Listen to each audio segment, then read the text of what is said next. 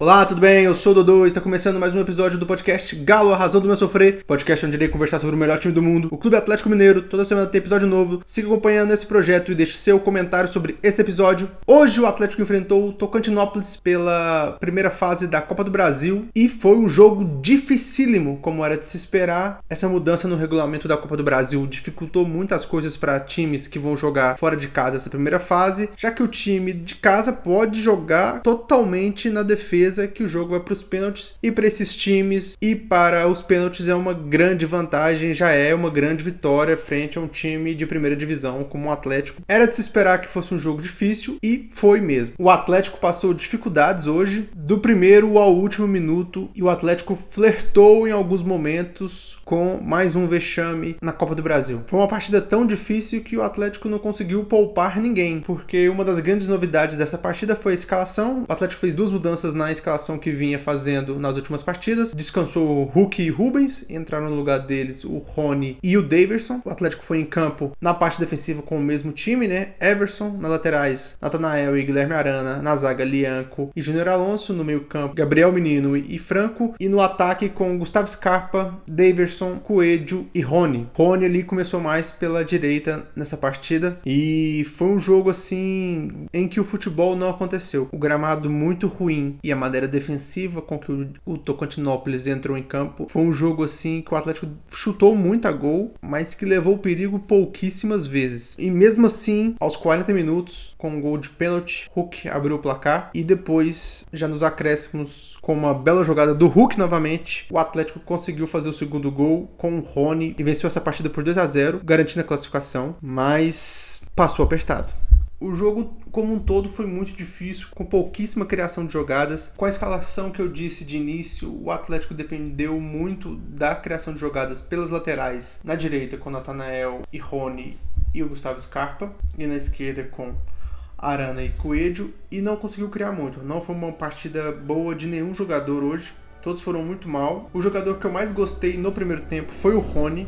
O Rony se movimentou bem, teve uma boa oportunidade de uma boa movimentação dele, mas perdeu o gol. Esse vai ser um problema que a gente vai enfrentar com o Rony. É o mesmo problema do Paulinho do ano passado, que é perder muito gols. Participa muito do jogo porque se movimenta bem, mas vai perder muito gols. É a mesma reclamação que a gente tinha do Paulinho, a gente vai ter com o Rony. Mas foi um primeiro tempo para se esquecer, e a melhor chance do jogo foi essa do Rony, mas o Tocantinópolis teve uma boa chance. O zagueiro deu um chute lá na área numa respingada de bola que sobrou pra ele e quase se vai no gol, o Everson não pega. E como destaque negativo pra mim temos o Júnior Alonso, que errou dois lances assim ridículos que deram chance pro Tocantinópolis nesse primeiro tempo. Nesse chute que eu citei do zagueiro do Tocantinópolis, foi uma furada do Júnior Alonso, e depois ele também perdeu uma bola ali que poderia ter complicado o Atlético. Foi uma partida assim nesse primeiro tempo bem difícil de assistir, com pouquíssima criatividade do Atlético. E aí no segundo tempo o Cuca já voltou com algumas mudanças. Ele teve que trazer o Hulk para jogo, porque realmente parecia que o Atlético não ia conseguir fazer um gol sem o Hulk, e que de fato não conseguiu, né? O Hulk participou dos dois gols. Aí ele colocou o Hulk e o Rubens, os dois jogadores que ele tinha descansado em campo, e tirou o Daverson, que para mim foi uma decisão questionável. Da maneira que o jogo estava acontecendo, parecia que o Atlético precisava muito dessa bola aérea, porque essa dificuldade de criação estava muito alta, mas o Cuca desistiu desse jogo aéreo ao tirar o Daverson e apostou mais nessa troca de passes do time para ver se conseguia criar alguma coisa, e particularmente não deu certo. O time jogou mal também o segundo tempo, foi um segundo tempo péssimo, e quando estava chegando ali aos 40 minutos, o Atlético foi fazendo algumas mudanças, né? Colocou o Igor Gomes, o Bernat também em campo e o Caio Paulista, mas nenhuma surtiu efeito. Parecia que esse jogo estava fadado para ir aos pênaltis, que era uma grande vitória para o Tocantinópolis e um grande desastre para o Atlético. O Atlético teve aí uma boa oportunidade de fazer o gol com o Rony, e o Rony perdeu novamente um gol. Ele perdeu um gol no primeiro tempo e perdeu um no segundo tempo. E aí então, quando o jogo foi chegando aos 40 minutos, parecia que esse era o caminho, os pênaltis. E até aquele momento o jogo era um desastre completo para o Atlético, mas aí, em uma boa jogada, o Rony se enroscou com o zagueiro dentro da área, foi puxado, caiu, deu uma valorizadinha, e o juiz apitou, marcou o pênalti, muito bem batido pelo Atlético, muito bem batido pelo Hulk, e abriu o placar. Esse gol deu uma aliviada, e ali no finalzinho, o Hulk fez uma grande jogada pela ponta direita, cruzou para a área, a bola foi passando por todo mundo, o Bernat se esticou, salvou a bola, voltou para o meio da área, e o Rony foi lá e definiu definiu o placar com 2-0, garantindo a vitória do Atlético e premiando o Rony por ter feito uma boa partida. Ele fez uma boa partida, mas perdeu os gols. Então, se o Atlético tivesse ido para os pênaltis, a gente tá culpando o Rony. Mas como o Atlético classificou em um pênalti em cima do Rony e com o gol do Rony, eu acredito que em 5 minutos mudou toda a análise, né? Ele foi para mim o melhor em campo e antes desses 5 minutos ele seria o principal culpado da não classificação do Atlético. Então futebol é muito interessante, né? Tudo mudou em 5 minutos. Foi a pior parte do Atlético na temporada, não tem muito o que dizer sobre isso, mas era de se esperar. Esse regulamento da Copa do Brasil é bem complicado, bem difícil, mas felizmente deu tudo certo. É até difícil analisar jogador por jogador nessa partida, que foi todo mundo, sim, ruim para pior, mas vamos fazer o que eu faço sempre, mas de uma maneira mais rápida dessa vez. Essa vai ser uma análise bem curta, esse episódio.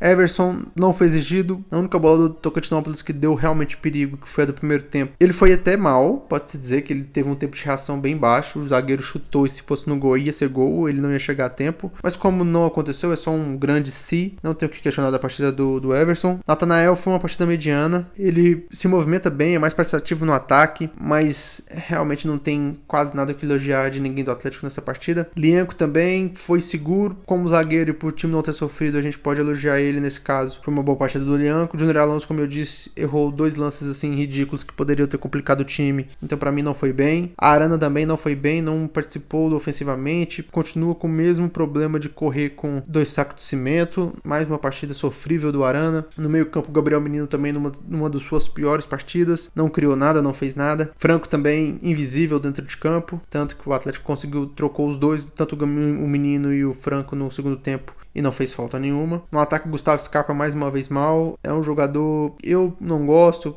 não sei o que dizer sobre ele, não joga bem, nunca, só chuta pra fora. Como diria o falha de cobertura, o famoso chute forte pra fora. Não acrescenta em nada pro time, só erra muito. No final da partida também perdeu um gol. Coelho também não teve bem, tentou criar alguma coisinha ali, mas nada demais. Taverson invisível em campo. E na ponta direita, pelo menos no primeiro tempo, Rony foi o melhorzinho, tentou participar, movimentou bem pela direita, mas também não fez muita coisa ali no primeiro tempo. Mas no segundo tempo sofreu o pênalti e depois fez o gol decisivo, então foi o melhor em campo. E dos jogadores que entraram, destaque aí para o Bernat, que entrou e foi importantíssimo no segundo tempo, em que ele salvou a bola e voltou a bola pro meio da área pro Rony finalizar. E é claro, o nosso Hulk Noé novamente, um gol de pênalti bem batido e uma grande jogada que resultou no segundo gol. Então dessa partida aí, individualmente, que se salva mesmo, a gente pode falar o Everson, o Lianco, o Rony, o Hulk e o Bernat. O resto foi mediano para baixo, mas eu nem tô em tons de crítica muito alto não, porque é um jogo muito difícil de se fazer. Esse regulamento é complicado, um jogo só, com um gramado horrível, com um time que pode se defender o tempo inteiro, porque ir pros pênaltis para ele é uma vitória. Não tem muito o que se dizer disso. Felizmente a gente pode dizer que o Atlético fez o seu dever e se classificou para a próxima fase, e segundo a transmissão da Sport TV, na próxima fase o Atlético joga em casa. Então já é um alívio poder jogar em Belo Horizonte a próxima fase da Copa do Brasil. Dessa partida de hoje, fica o alívio da classificação. Não tem muito o que se dizer da partida. O Atlético jogou mal, não tem evolução nesse tipo de jogo, não tem análise de evolução nesse tipo de jogo. No fim de semana o Atlético enfrenta a Tombense novamente para definir quem vai para a finalíssima do Campeonato Mineiro. Também essa semana se concretizou a saída do Otávio. Como eu disse no meu comentário do episódio passado, pra mim, se